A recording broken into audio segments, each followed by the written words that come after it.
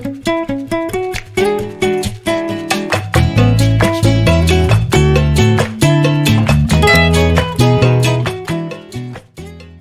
your knowledge, it is a way to achieve immortality. The Dalai Lama once said, and rightly so, as only by sharing our thoughts and ideas we can discover new things together. Hello, we are Amit and Daniëlle from Heygroentje. Through Heygroentje, our mission is to introduce people to the amazing vegan Indian cuisine and to discuss topics we find interesting with a wider audience. In the last episode, we talked about our experiences of being an intercultural couple. We talked in detail about quite a number of things related to our differences that we have due to our different cultures that we come from. And we decided to make a part 2 on this topic that focuses on conversations that we have quite often. These are conversations based on our perceptions of racism and in specific the Black Lives Movement that was there a couple of years back. So I would like to welcome my wife Daniëlle. Welcome to talk or just share ideas about this part 2. Maybe you can say why we decided to make a part 2 about this topic. Yeah, it's good that we decided to do that because there's so much to talk about. Right. And before we start with the podcast, we always have some points that we think, here we want to talk about together. So we know where we're going to talk about a bit, always in points, but we never know how long we will talk about one point. Right. And with the last, with part 1, we had a few points, but about one point there was already so much to talk about. Yeah. And this topic also deserves more. One full episode, Yeah. which even maybe is not enough, but at least we dedicate a full episode to the discussions, and especially because these discussions around racism and then Black Lives Movement has dominated our discussions about cultural differences that we often have. Yeah. And we have in the process learned a lot from each other, but also trying to get to know more about the problems that certain people face in society by watching documentaries that we are also going to discuss in this segment, and we will and hopefully our listeners would also be inclined to watch them. I'll just mention the 3 documentaries that we want to go into detail later after a little bit of talk about our personal perceptions regarding racism. The 3 movies that we watched shortly after the Black Lives Movement was there in in the middle of the COVID crisis. It always have been there, of course, the Black Lives Movement. Yeah. It really came up again. It was more visible Right. again. It was just an accumulation. Like the glass was so full and the jar was closed. It had to break out because there was so much anger because of what had happened throughout the course of history. That there had to be a tipping point, and the unfortunate incident with George Floyd meant that was the point when people realized that enough is enough. So the 3 movies that we shortly watched after the movement, and that also shows like how big that movement was, because before that we were also not that busy with these kind of documentaries. I think before we never really watched a movie about this topic. Right, and I find that really unfortunate as well. I was really glad that we could watch these documentaries together. So without wasting more time, I'll just let our listeners know which documentaries they are. The first one is Just Mercy. It's a really interesting documentary. We'll talk about it soon. It's about a lawyer who fights for the unprivileged to get them legal help when they are facing the death sentence in the United States. The second one is about the infamous Central Park jogger case of 1989, where 5 young people are accused of assaulting a white woman. This documentary came out in 2019. And the third one is the 13th. That documentary talks about the 13th Amendment of the United States. And I remember, like, it starts with the famous speech of Barack Obama, where he mentions that the United States has only 5% of the world population, but as much as 25% of the prisoners in the world, and most of them are people of color. We talk more into detail about like how America has been the hub of slavery in history.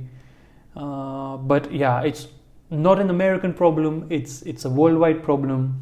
Racism, slavery has been a colonial outcome of colonialism. So these are the 3 documentaries that we talk about. I cannot wait to discuss them. Yeah, and we would also like to give one tip for a series, because one of our favorite series to watch is SWAT. Yeah, that's right. I really want to mention this because we are even watching it now. It's the 4th season, I think, already. Right. But it's really a good series. Do you want to say a bit more about that? Yeah, I was really happy to get into that series, and it was because of you, actually. Yeah, because I already watched the first season, and then I watched it again with you. Right. Yeah, you told me about the series, and I really liked the plot, and it really shows. It shows quite a lot of things, quite a lot of personal struggles from people of different origins, people who are in different situations in life, and what kind of problems they face, and especially the police force. Yeah, because it's about the police. Right, yeah. Especially the police force, but not only them, also the criminals, because they also deep dive into the minds of criminals, what leads them to do a certain crime, to commit a certain crime. So and the most interesting takeaway or part I found was during the Black Lives Movement, when they also picked it up in their series, and they showed the struggle of Hondo, who's the head of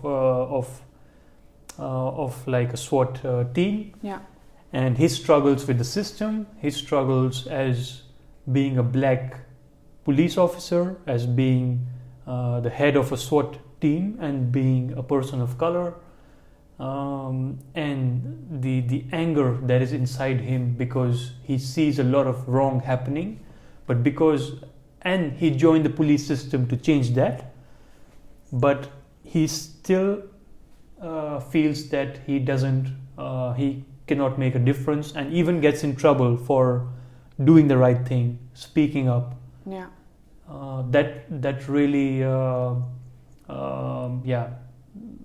That really caught my eye. Yeah, it's really a nice series to watch.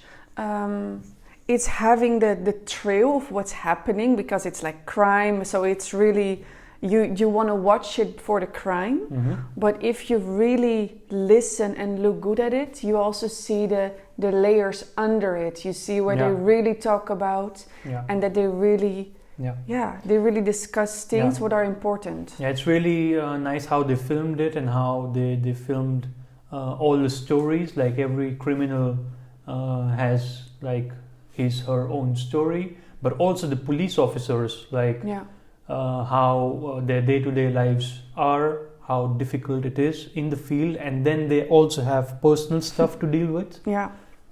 So it's quite an interesting insight into that world. And if you want to watch it, I know it's on different platforms. So it is now season 4 is on TV.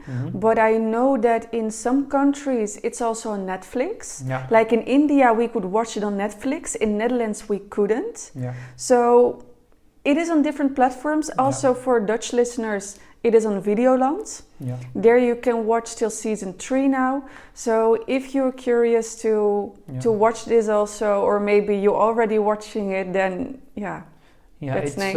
It's pronounced as SWAT. SWAT.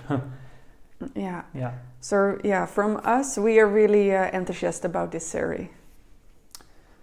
Okay, so let's dive further into it with some personal insights. Like, do you want to talk more in detail? Because we started on some level with the discussion about racism in the last episode, I remember, and how our perceptions were different from each other. Yeah. I remember I asked you last time, did you face racism in Netherlands? And that time you said, personally, for me, not. Not directly. Not directly towards me. Yeah. But I did feel that it was, that it involved me also as a person, especially the example I mentioned with like the WhatsApp group of a company that I was working for. Yeah.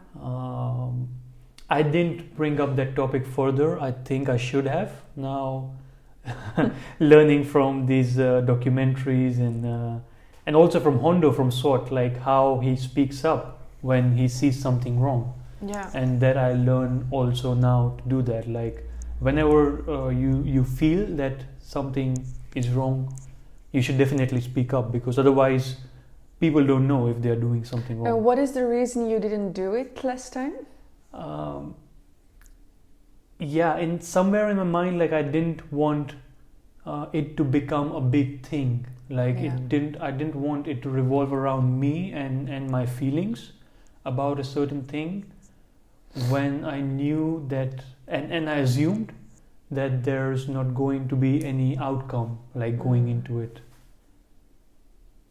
And that was also not the only thing. There were quite a lot of things together that I told you as well, that the discussions that happened around, and how they were meant as jokes for some people, but for me it was indeed crossing the line. I would not go into too much details about it, but you know overall like how my feeling was regarding that.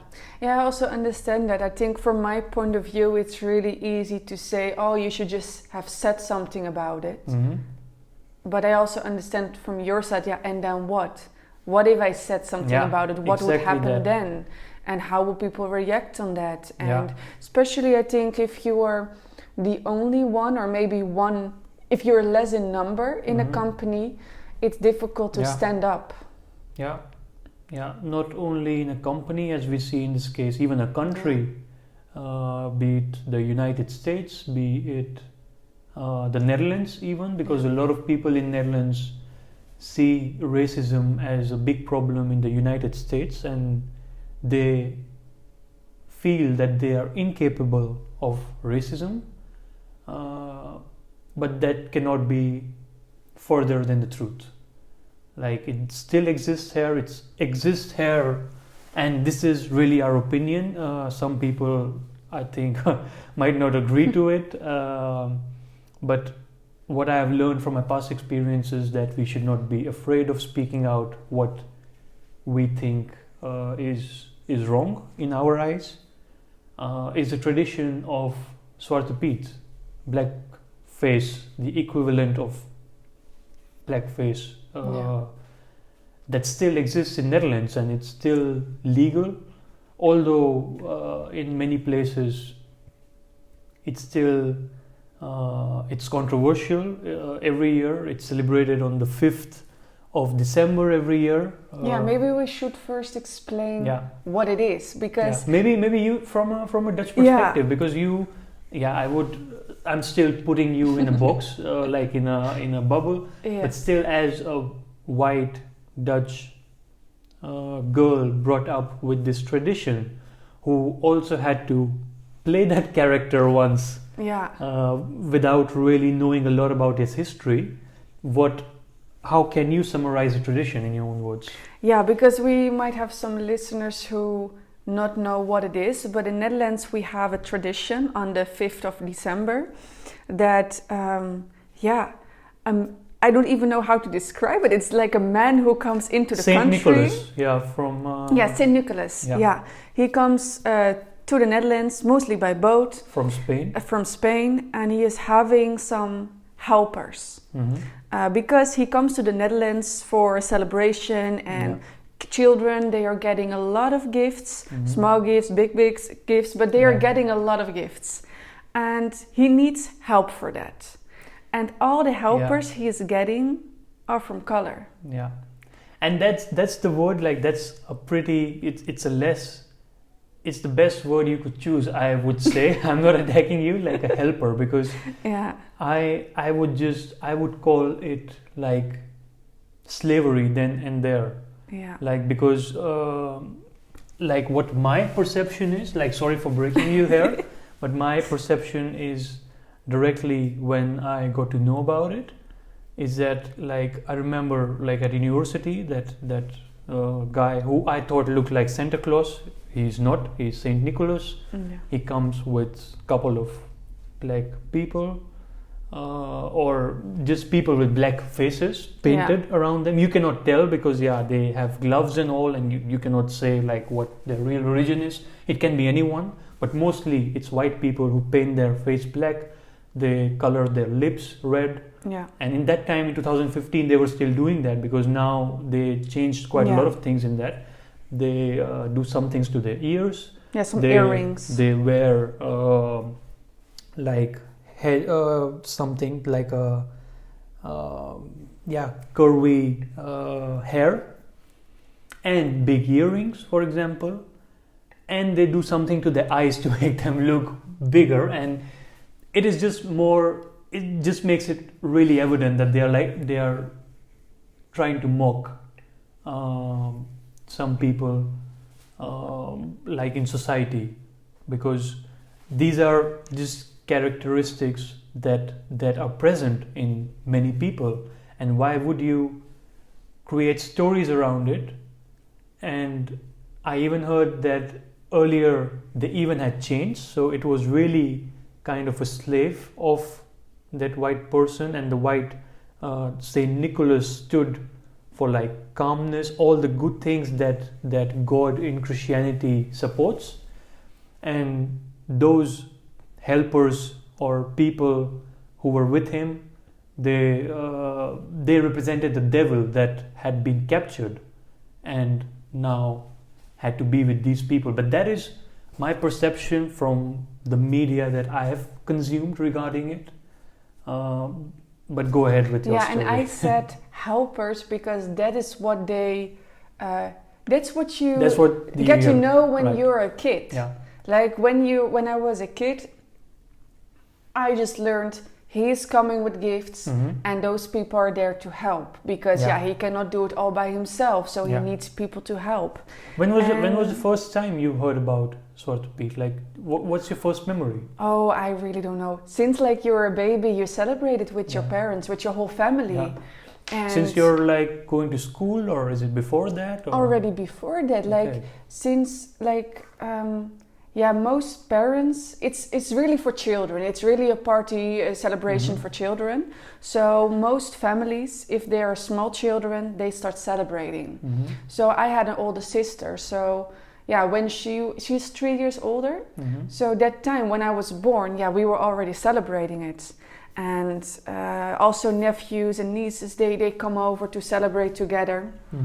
And so my first memory, I don't really know. I just, since I'm born, I know it's there. And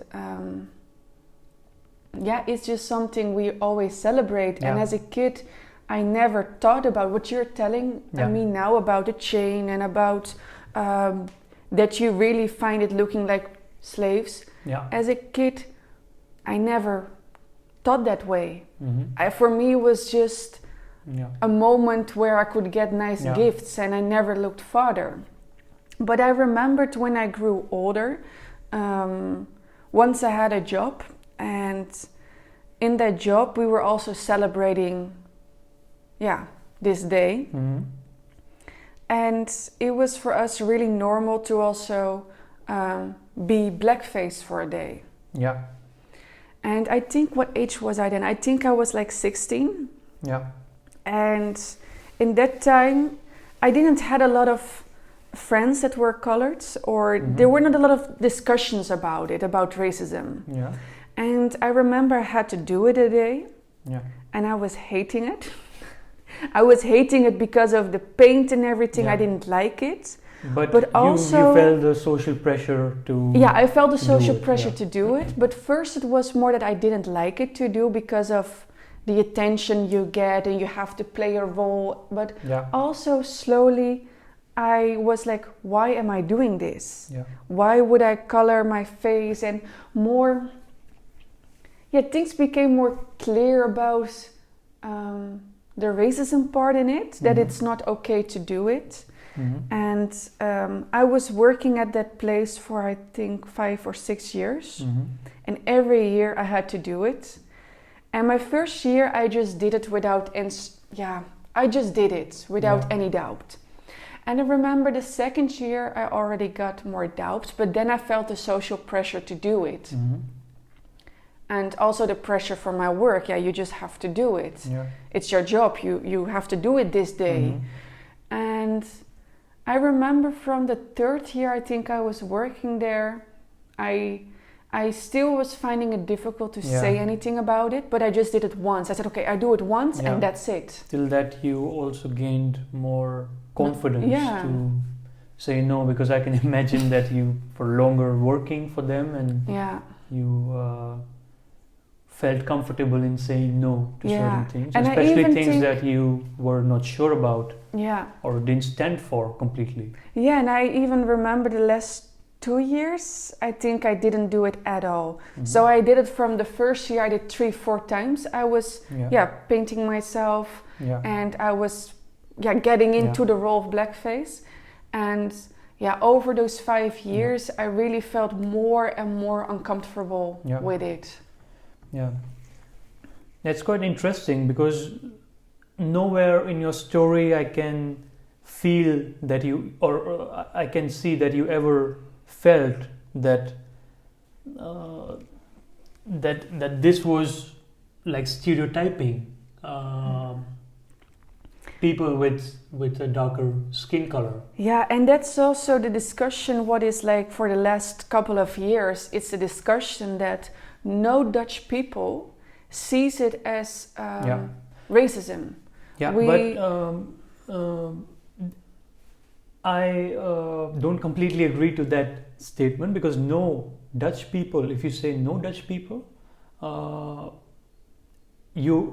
just a question to you, do you mean like the white people or also the people with color? Because no, there are also people with color who were painting their faces even more darker to get in the role.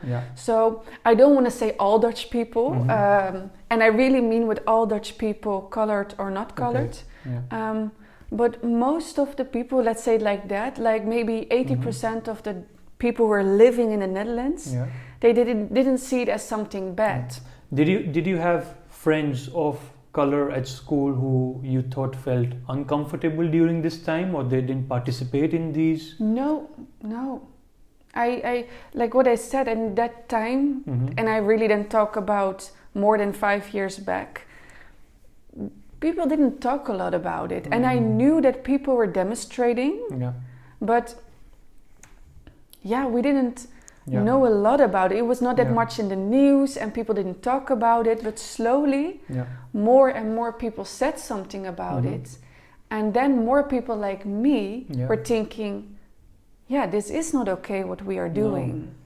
And it's quite contrasting, and everyone's experiences are different. In the beginning I also didn't know a lot about it. I tried to read about it. I read different stories, and it was clear that it had shades of racism in there. Yeah. But what really got to me was a train ride from Utrecht back to my university. When during that time, I saw it was the time of Sinterklaas. It was December, Yeah. and I saw a child pointing out towards a colored person, a black person with African origins, and saying to his mother, "Zwarte Piet." That really struck chord with me. The mother was really quick to correct that, of course, and just silence the kid. But I really felt that, like, look what tradition has kind of done, can do to you also as a child of maybe 4 or 5 years in your mind, like, although it's subconsciously. Like Sinterklaas is considered not racist because it is a Dutch tradition which children enjoy. I understand that those children, they are really happy to receive gifts, and they don't see racism in it at all. But the subconscious mind, like, there are certain things that are implanted in there. But I would like to say that this is not the case, especially also for many black children. It's not the case. I know from experience, and it is also there. Like, of course, like if you are in a school in Amsterdam, where maybe the ratio is kind of pretty much similar. In Rotterdam, maybe even more. Like, there are less white people compared to people of color. Yeah. There it's already different, the conversations. Yeah. But in a small village in the east of Netherlands, there are not a lot of people from color. There you cannot really speak about there. If you also see, like, it's mostly big cities with people with a lot of like, there are a lot of differences there. Yeah. You see more differences, like you see less support for Zwarte Piet. Yeah, and I think it's good that the last years people really standed up. They really started to talk about it, that this is not good. Yeah. And I really have respect for the people who did that, because there are quite some people in Netherlands who are really, really hard on them. Like, what you're saying isn't true. I'm not a racist because it's just a nice celebration. And I also understand those. I don't agree with what people say in Netherlands, but I understand where it comes from. Their motive is to have fun. Yeah, their motive is just to have fun and to enjoy that day, and it's for children. So we are doing this for like years. So why change it now? But I'm really happy that slowly more people start to understand that it's that there is more behind, and that it hurt people. And from my side, I'm always thinking, if someone gets hurt by something, something has to change. And of course, not the whole celebration has to disappear, but something has to change, and that's happening now. There are already steps taken, but it's really unfortunate that there remains a group of people who don't really want to change, who want it to be how it was before. With a changing society, that's just not possible. Like, we have to accept, like, the society we live in today, the multicultural aspect of it in Netherlands.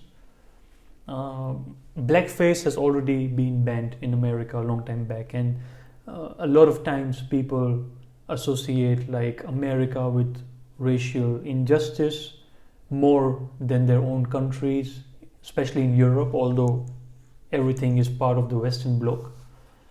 And that's why it remains surprising that these kind of traditions remain part of the culture, and there are people who support it in the way it was before, and they are not open for change. And nobody wants to abolish the whole celebration around it. If there are good talks, like from both sides, there can always be a compromise that can be reached in a way that the celebration goes ahead, but without hurting the sentiments of a group of people. Yeah, I agree. Completely agree about that. Okay, there's one more thing that There's so much more to talk about this, but Yeah. just let's continue. Yeah. There's one more topic like related to the war in Ukraine that you wanted to mention from your perspective. Yeah, because it's something that's really happening at this moment. It's really recent, and I think that in Netherlands and in Europe, a lot of times we are having the feeling that racism is not happening here. We also going to discuss some movies and documentaries later, and those movies are all filmed in America.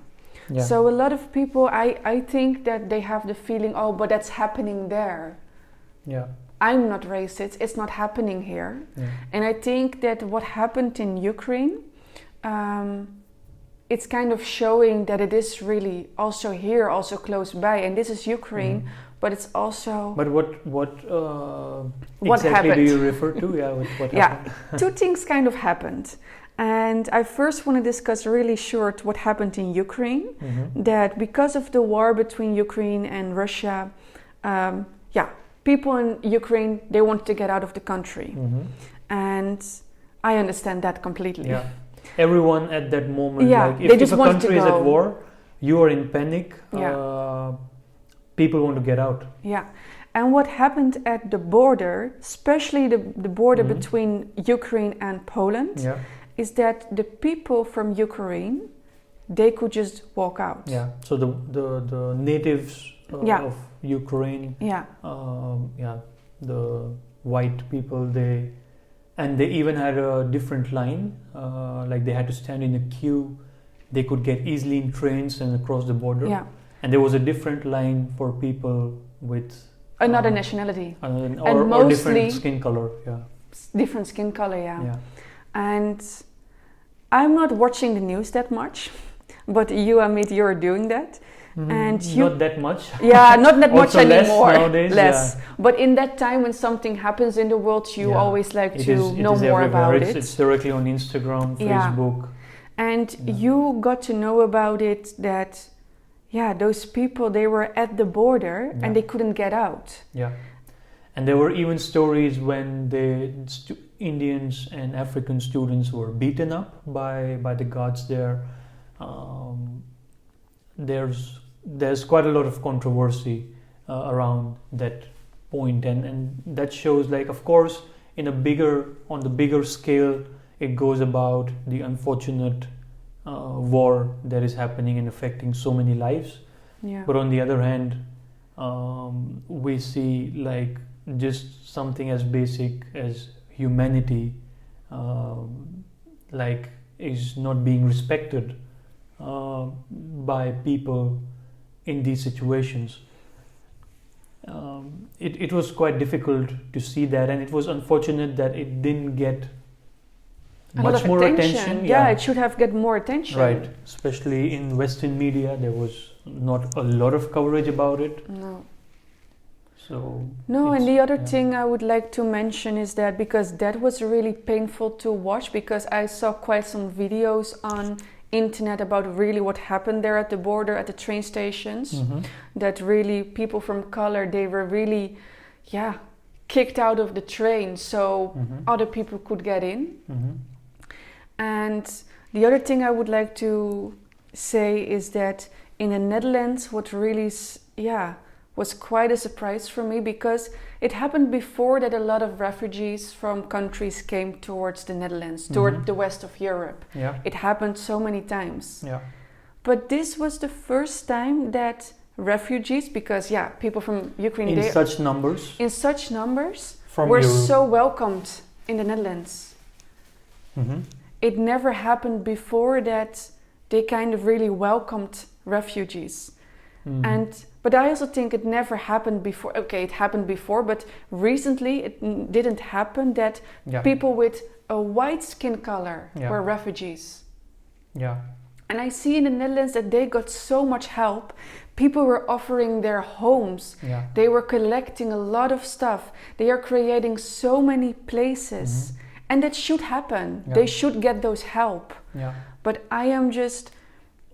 I get a bit angry that that help wasn't there before for other refugees from because color. You have countries that have been devastated with war for decades. You have Afghanistan, Syria, Iraq, and you see those people even when they are in a safer country, safer environment, the trouble that they have to go through till they can start building up their life again. So there are biases, and they are really clear. At least for us, I think many people who could see the bias at play. There are many reasons also for that biases, but it all boils down to the subconscious mind and how our perception is regarding differences, especially in terms of skin color, like around the world. Moving ahead, I would... let's go to the documentaries. We are talking since the beginning about it. I would just like to summarize the documentaries for a little bit and just a short discussion about it, like what we took out of it. So let's start with Just Mercy, because that all three movies are like eye-openers. They focus on different situations, but they have pretty much the same message about racial injustice, everything based around United States, of course. But these problems exist all around the world. So in Just Mercy, they show a story where like there's a lawyer, Brian Stevenson, I think is his name. He graduated from Harvard, so really really a good lawyer. He goes to Alabama to defend people who are wrongly condemned to represent them.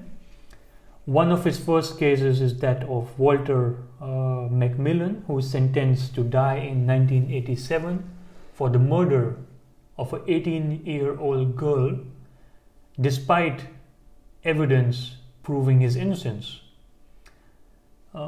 In the years that follow, Stevenson encounters racism and legal and political maneuverings as he tirelessly fights for Macmillan's life. And not only that, it inspired a movement just to show how many people wrongly accused who are in prison in America, who die, who are given the death penalty rather too easily without solid evidence that they really committed the crime. And in many cases, it's like they find out that it was not the case, that they committed the crime, but it was too late. They were already given the death penalty. I just remember this movie, and we just started watching it, and I didn't had a lot of thinkings about it. I did not even know where it was about. Mm-hmm. But directly from the beginning, it was one of the best movies I ever watched, because they really showed in such a good way what is happening. Mm-hmm. And the thing that was for me the most surprising, and I think that is because I'm a white woman, is that I always think that everyone in the system, in the prison system, is getting the same rights. I don't know where it comes from, but my thinking is always, if you go to prison or if you do something wrong in the whole system, you're getting the chances to defend yourself. But this movie really showed me that for some people, especially the people of color, they don't get the opportunity to defend themselves. There's a clear bias. There are no lawyers who wants to help them.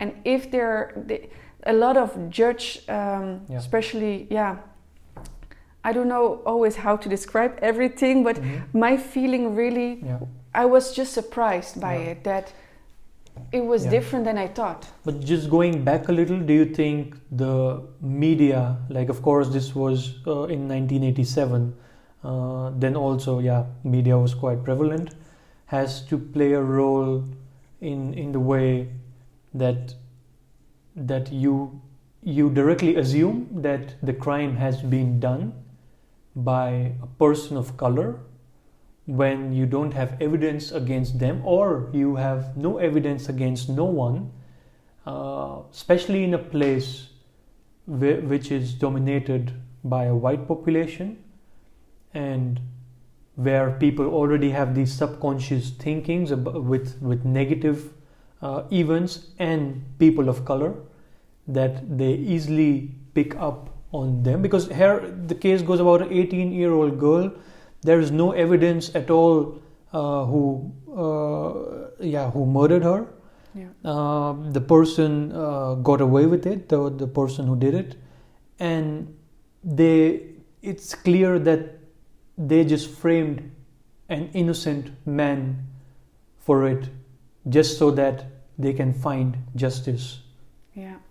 And for my thinking, I'm thinking, if there is no evidence, then why is he in prison? And in this movie, I really learned that, why he was in prison, because of the biased people are having. And it's just a really good movie. It was on Netflix. Right now, unfortunately, they took it down. They took it now. Just like a few weeks, 2-3 months back, they took it down. But please look it up somewhere where in your country where you can look at it, because it's a really good movie that really opens your eyes also. And all these 3 documentaries are based on real stories, and they have been filmed in a really nice way. That takes us to the next one that we learned quite a lot from, is When They See Us. Pretty similar. This happened a little bit later, like in the same time frame. The movie was made in 2019 for Netflix, and it's based, as I told you before, on the events of the 1989 Central Park jogger case. And it explores the lives and families of the 5 black and Latino male suspects. So they were black and brown, so people of color suspects who were falsely accused again and then prosecuted on charges related to rape and assault of a white woman in Central Park, New York City.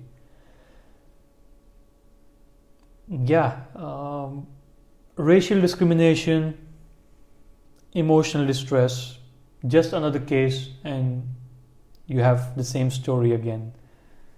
But what makes it for me, it gives me like the goosebumps again when I was watching the series, because it's a series, right? It's more episodes. They filmed it in different parts. They were just children. Like they were like 14, 15, maybe 16 years old. They were children.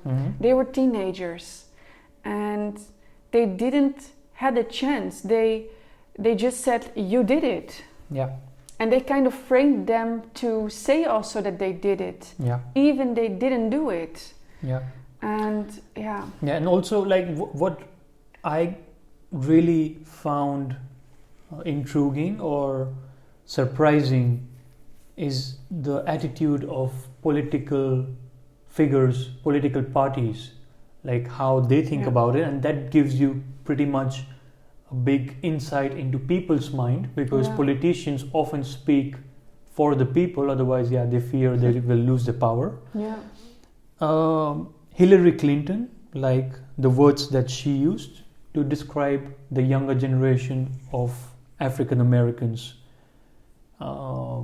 by using the term super predators, like for them, is no less than derogatory. It's really sad, like, to hear this from a prominent figure. Another person who later went on to become the president of the United States, Donald Trump, he was the one who advocated for the death penalty of the innocents of the 1989 Central Park case.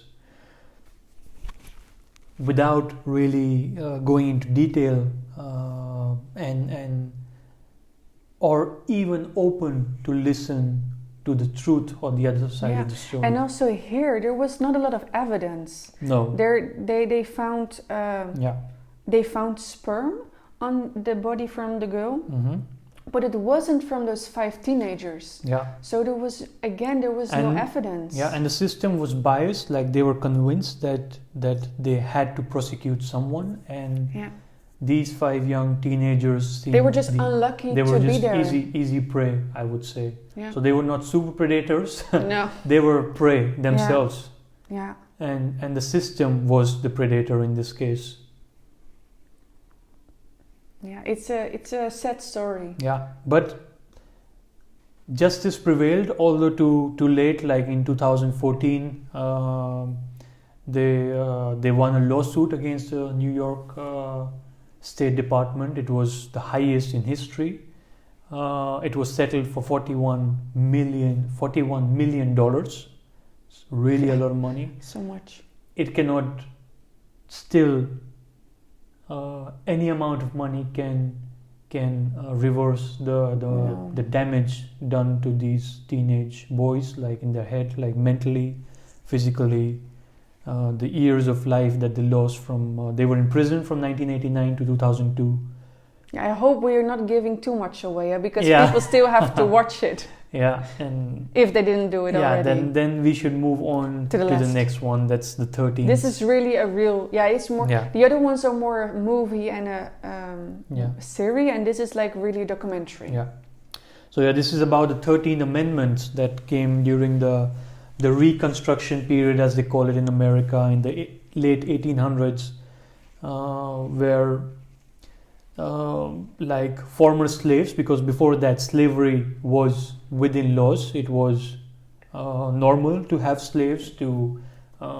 Slavery was like really abolished because of this law. But one really important part was left out, because this amendment kept the provision of legal slavery was there. It was of course not named like that, but slavery it's like slavery in the legal form of criminal punishment, and that you see today. And as I said, like Barack Obama, for example, like he mentioned, and that's how also the documentary starts, that America has 5% of the world population, but 25% of the prisoners of the world. That's a really sad statistic.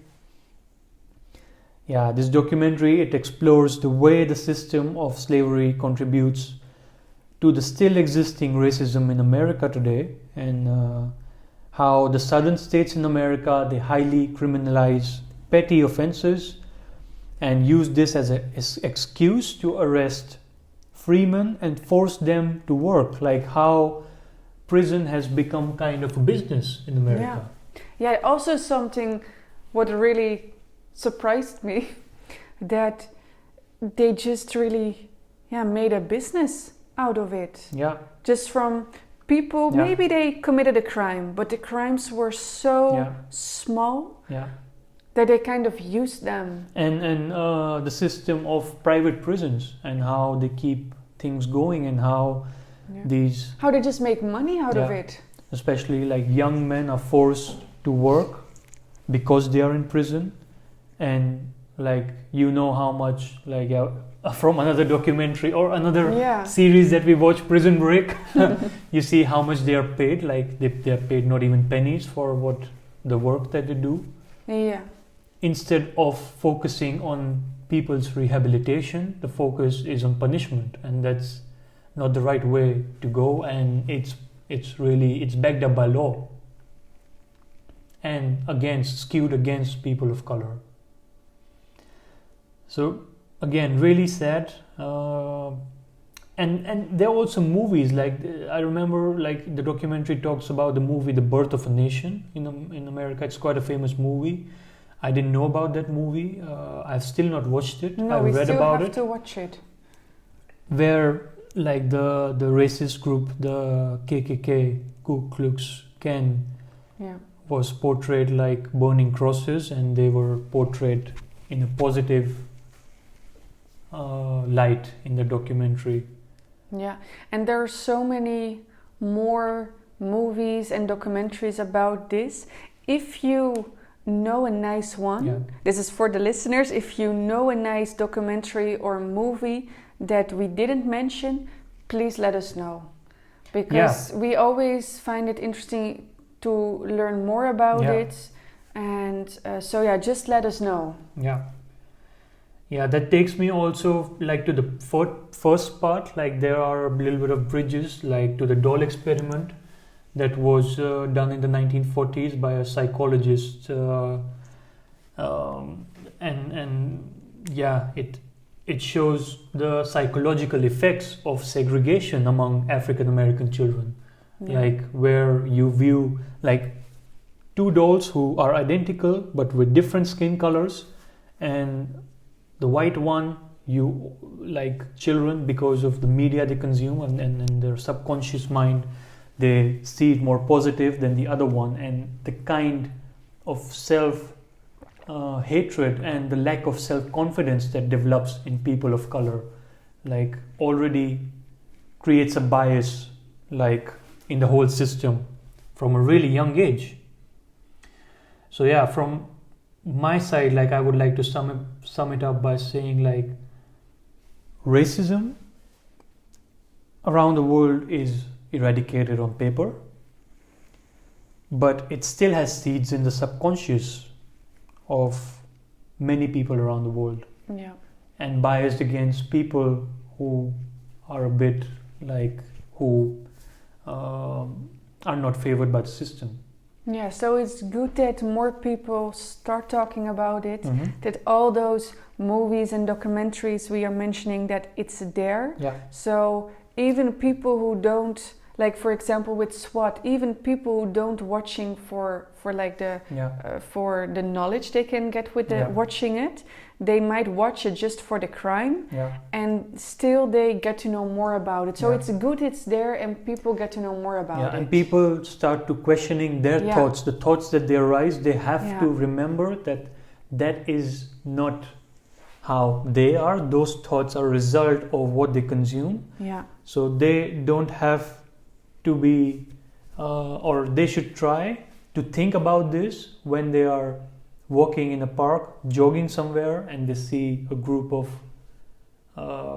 young men who are there, like, and they directly like feel threatened about it, because that in one of these documentaries there's also talk about it, and it shows like just walking on the street as a white woman or as a white person, people feel threatened by in the presence sometimes of people with color, especially in places that are segregated. And of course crime can happen any moment, anywhere, but there is a bias, there's a way why people think in a certain way which is biased against a group of people. So keep that in mind in whatever, like in your life situation, be it as employing someone for a particular job, or just being friends with a person of a different culture, color, or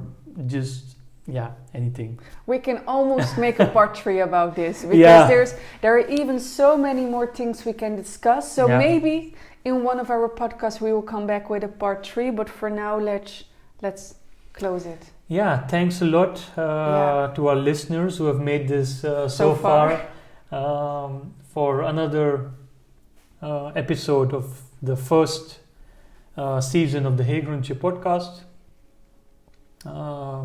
Just feel free to write to us about any comments that you have, any questions at heygroentje@gmail.com. Reach out to us at social media. And we will get back to you with our thoughts. And we are really happy that you listened to us. And we'll see you next time. Wish you a nice day ahead with whatever you're doing at the moment.